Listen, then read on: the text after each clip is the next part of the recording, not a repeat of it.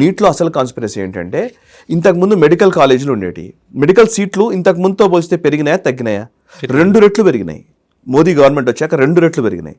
Neat వల్ల ఏం జరిగింది అంటే ఇదివరకు ఎట్లా ఉండేది అంటే స్టేట్స్ కండక్ట్ చేసేది. మన దగ్గర ఎంసెట్ ఉండేది కదా, మెడిసిన్కి సంబంధించి ఎంసెట్ ఉండేది. ఎంసెట్ రాసిన తర్వాత మెడికల్ సీట్లు అలొకేట్ చేసేవాళ్ళు. మెడికల్ కాలేజీలు ఉంటాయి చూసారా, మెడికల్ కాలేజ్ అనేది ఒక మాఫియా ఉంది. మాఫియానే అంట నేను. ముఖ్యంగా తమిళనాడులో కానీ, ఈవెన్ మన తెలుగు రాష్ట్రాల్లో కొంత తక్కువే, కర్ణాటకలో తమిళనాడులో చాలా ఎక్కువ మెడికల్ కాలేజీలు. సో అవి ప్రైవేట్ ఇన్స్టిట్యూషన్స్ ఎక్కువ, మెడికల్ ఇన్స్టిట్యూషన్స్. వీళ్ళందరూ ఏంటంటే ఇదివరకు ఆ స్టేట్ గవర్నమెంట్ పరిధిలో ఉన్నంత వరకు మెడికల్ సీట్ల అమ్మకాలు యథేచ్ఛగా జరిగేటి. మేనేజ్మెంట్ కోటా పేరు చెప్తాము, మనకు తక్కువ సీట్లు ఉంటాయి. మేనేజ్మెంట్ కోటా మీరు తెలుసు కదా, ఇప్పుడు ఒక మెడికల్ సీట్ ఒక 5 కోట్లు 10 కోట్లు పలుకుతుంది, ఖచ్చితంగా పలుకుతుంది కదా మెడికల్ కాలేజీలో సీట్ కావాలంటే. ఈ సీట్ల దందా నడిచేది. ఇవాళ నీట్ వల్ల ఏం జరిగిందంటే దేశవ్యాప్తంగా సీట్లు అన్నీ ఒక దగ్గరకు వచ్చేసినాయి. సో నా దగ్గర సీట్ ఇప్పుడు నేను ఇక్కడే చదువుకోవాలి, నేను ఎక్కడన్నా చదువుకోవాలంటే నాకు నాన్ లోకల్ కోటా కింద చాలా తక్కువ వచ్చేది. ఇవాళ నీట్ రావడం వల్ల ఏమైందంటే తెలుగు రాష్ట్రాల్లో పుట్టినవాడు ఇంకెక్కడైనా సరే సీట్ తెచ్చుకోవచ్చు, సీట్ తెచ్చుకోవచ్చు. ఇప్పుడు ఐఐటీలో చదువుతున్నాం మనం, అట్లాగే ఐఎంలో అట్లాగే చదువుతున్నాం. సో అట్లాగే మెడికల్ చదువుల్ని కూడా ఒక మొత్తం దేశవ్యాప్తంగా ఏకీకృతం చేయడం కోసం చేసినటువంటి ప్రయత్నం ఇది నీట్. యాక్చువల్లీ నీట్ ఫెయిల్ చేయాలని చాలా సంవత్సరాల నుంచి ప్రయత్నాలు జరుగుతూనే ఉన్నాయి.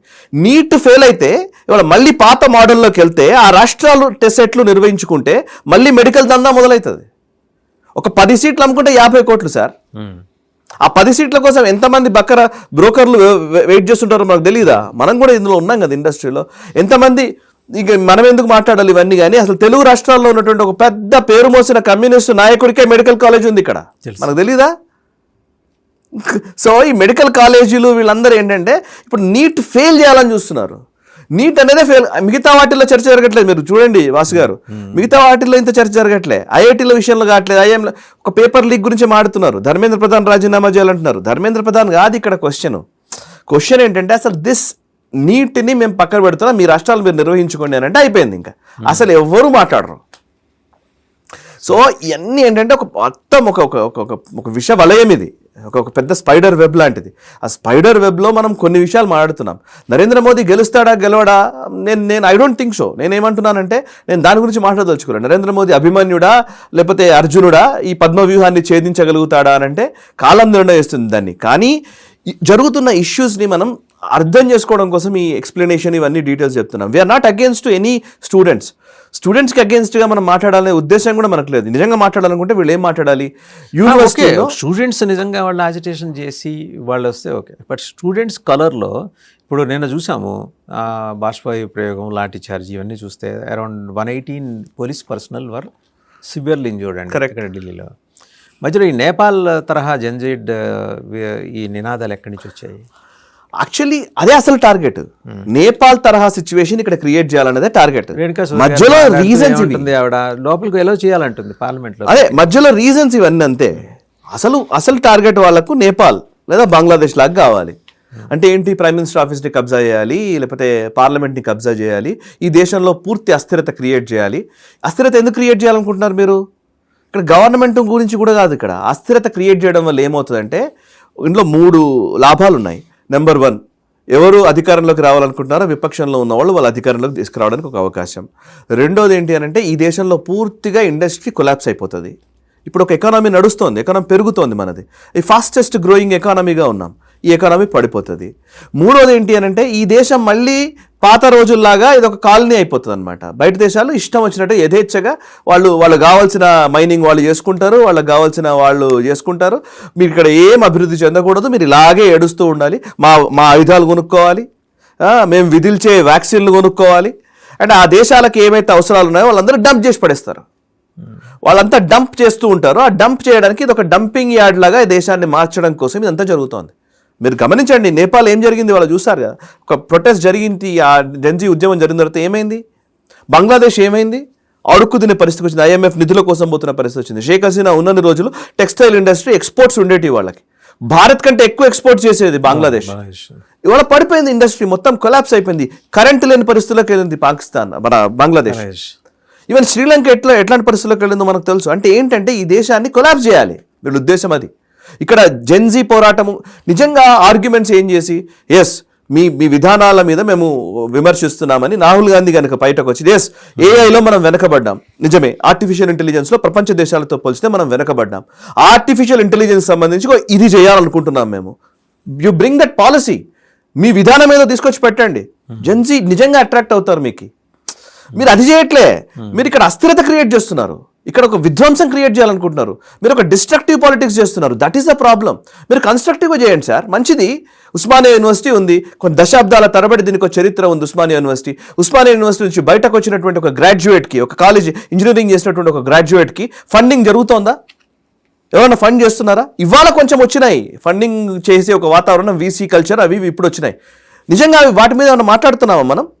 ఇవాళ ప్రైవేట్ యూనివర్సిటీస్ ఇప్పుడు ఇవాళ చాలామంది మాట్లాడుతున్నారు ఏంటి, విద్యార్థి ఉద్యమాల్లో పేపర్ లీక్ అవ్వడం వల్ల చనిపోయిన వాళ్ళ ₹1 నష్టపరిహారం ఇవ్వాలని అడుగుతున్నారు. నేను డైరెక్ట్గా అడుగుతున్నాను, డైరెక్ట్ ప్రశ్న. రాజస్థాన్ కోటాలో ప్రెషర్ కుక్కర్ లాగా మారిపోయినటువంటి ఇన్స్టిట్యూషన్ వల్ల చనిపోయినటువంటి, సూసైడ్స్ చేసుకొని చచ్చిపోయినటువంటి విద్యార్థుల గురించి ఎవరు మాట్లాడుతున్నారు?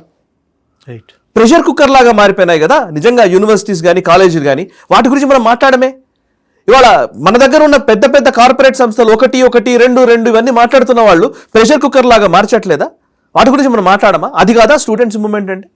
ఇవేవి మాట్లాడడం మేము. Only Modi is the target, BJP is the target. State గవర్నమెంట్స్లో ఎన్ని ఎడ్యుకేషనల్ ఇన్స్టిట్యూషన్స్ పేరిట ఎన్ని అవకతవకలు జరుగుతున్నాయి, ఎంత అక్రమాలు జరుగుతున్నాయి, ఎంత దందాలు జరుగుతున్నాయి. మళ్ళీ వీళ్ళు ఎవరు స్టేట్స్ మాట్లాడట్లేదు, జస్ట్ మోదీ.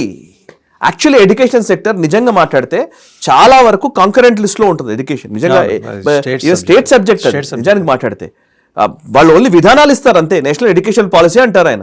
మనం స్టేట్ బోర్డులే కదా ఎక్కువ మంది, 90% ఆఫ్ ద ఎడ్యుకేషన్ మొత్తం జరిగేది స్టేట్ సిలబస్లోనే. సిబిఎస్ఈ చాలా తక్కువ, కొన్ని ఇప్పుడు కార్పొరేట్ స్కూళ్ళలో వాటిల్లో అయిందంతే. మనం స్టేట్స్ని మాట్లాడకుండా ఓన్లీ స్టేట్ సెంటర్ గురించి ఎందుకు మాట్లాడుతున్నారు? దిస్ మీరు ఇందాక అన్నట్టుగా నేపాల్ తరహా, బంగ్లాదేశ్ తరహా లేదా పాకిస్తాన్ తరహా వాతావరణం క్రియేట్ డీప్ స్టేట్ ఎంట్రీ ఇచ్చేసినట్టే అనుకోవచ్చా? ఇప్పుడు వాళ్ళు ఆల్రెడీ వాళ్ళది చాలా ఉద్యమాలు జరుగుతున్నాయి. అందుకే ఫస్ట్ నేను చెప్తాను ఎప్పుడు కూడా, plan A, deep state plan A is Rahul Gandhi, plan B Arvind Kejriwal, plan C ఈ మూకలు. That's it. Plan A fail అయింది, రాహుల్ గాంధీ ఫెయిల్ అయ్యాడు, ప్రతిసారి ఫెయిల్ అవుతున్నాడు. Plan B Arvind Kejriwal fail అయ్యాడు. ప్లాన్ సి ఇప్పుడు జరుగుతోంది. ఈ ప్లాన్ సి ఎవరి కోసం జరుగుతోంది?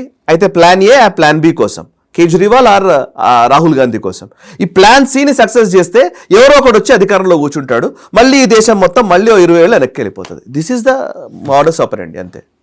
రైట్ సాయి గారు, thank you very much. Thank you. So చూసాం కదంటే డీప్ స్టేట్ ఎలా ఆపరేట్ చేస్తుంది. వాళ్ళ ప్లాన్ ఏలో రాహుల్ గాంధీ ఉన్నారు. ఆయన ఈ కొలంబియా ఇంకా రకరకాల దేశాలు తిరుగుతూ బిజీగా ఉండటం వల్ల ఆయన ఇన్యాక్టివ్ అని చెప్పేసి కేజ్రీవాల్ మీద ఫోకస్ పెట్టారు. ఆయన కూడా ఫ్యూటైల్ అటెంప్ట్స్ కేజ్రీవాల్ అని జనాలకు అర్థమైపోయింది. ఇంకేంటి, ఇప్పుడు గుంపులు దింపాలి, అల్లరి మూకలను దింపాలి. నిన్న అలాంటి అల్లరి మూకలకు సపోర్ట్ చేస్తూ కాంగ్రెస్ నాయకురాలు రేణుకా చౌదరి గారు మాట్లాడారు. వాళ్ళని పార్లమెంట్ లోపలికి అనుమతించాలట. 14 సెక్యూరిటీ గేట్లు ఉంటాయి లోపలికి వెళ్ళాలంటే. పార్లమెంట్ సమావేశాల కవరేజ్కి వెళ్ళే పాత్రికేయులు కూడా ఆ 14 దాటుకుంటూ ప్రతి చోట వాళ్ళు అడిగినవన్నీ చూపిస్తూ, అభ్యంతరకరమైన వస్తువులు ఇంకేమన్నా ఉన్నాయి, ఒక సెక్యూరిటీ కారణాలు ఇచ్చింటే అవి డిపాజిట్ చేసి లోపలికి కొన్ని సందర్భాలు పెన్నుస్ కూడా ఎలో చేయరు, అలా వెళ్లాల్సి ఉంటుంది. అలా వెళ్లాల్సిన పార్లమెంట్లోకి ఈ అల్లరి మూకల్ని పంపించేయాలని ప్రొపగేట్ చేస్తున్న, అడ్వకేట్ చేస్తున్న కాంగ్రెస్ నాయకులు ఏం మెసేజ్ పంపిస్తారు? రాజ్యసభలో వాళ్ళ పెద్ద ఆయన మల్లికార్జున ఖర్గే మాట్లాడుతూ ఆవేశంతో ఊగిపోయారు. ఆయన వయసుకి ఆయన ఆవేశానికి అసలు ఏమాత్రం సంబంధం లేదు. ఊగిపోయి విద్యార్థుల మీద లాఠీచార్జ్ ప్రయోగిస్తారా అని. గాయపడ్డ 100కు పైబడిన పోలీస్ పర్సనల్ సంగతి మరి అది ఎందుకు మాట్లాడాల?